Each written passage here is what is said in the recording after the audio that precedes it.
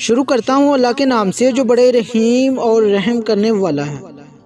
سب کچھ اللہ کی ذات پر چھوڑ کر دیکھیں، پھر دیکھیں کیسے اللہ آپ کے راستے آسان کرتا ہے۔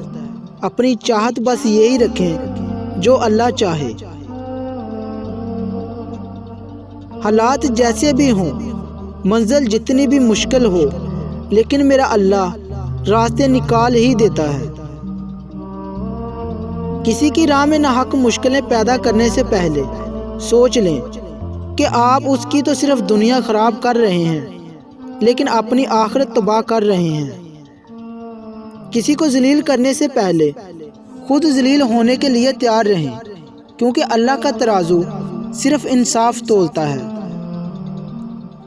اللہ ظالم کو مہلت تو ضرور دیتا ہے، لیکن کیا تم نے نہیں سنا اس کی پکڑ بہت شدید ہے۔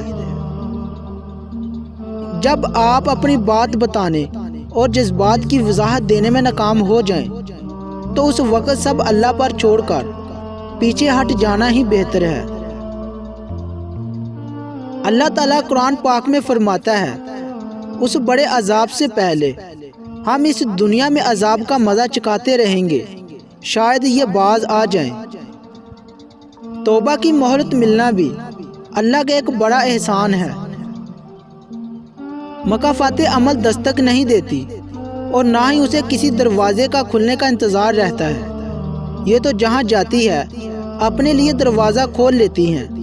جو آج تم کرو گے کل وہی تمہارے ساتھ ہوگا، اس لیے کسی کی زندگی جہنم بنا کر سجدوں میں جنت مانگنا چھوڑ دیں۔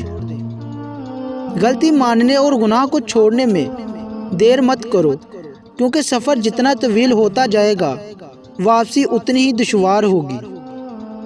فکر نہ کریں لوگ بھول جائیں گے، مگر اللہ تعالیٰ نہیں بھولتا آپ کی نیکی اور نہ لوگوں کی زیادتی۔ چلاکیاں اور ہوشیاریاں صرف دنیا میں ہی اچھی ہیں، آخرت میں کیا کرو گے؟ فرشتے تو سارا حساب لکھتے ہیں۔ دوسروں کا دل توڑنے والوں کو اللہ پاک ایسے توڑتا ہے کہ اس کا جینا بھی مشکل ہو جاتا ہے۔ جو انسان اپنا وقت ضائع کرتا ہے وہ اپنی زندگی کی سب سے بڑی غلطی کرتا ہے۔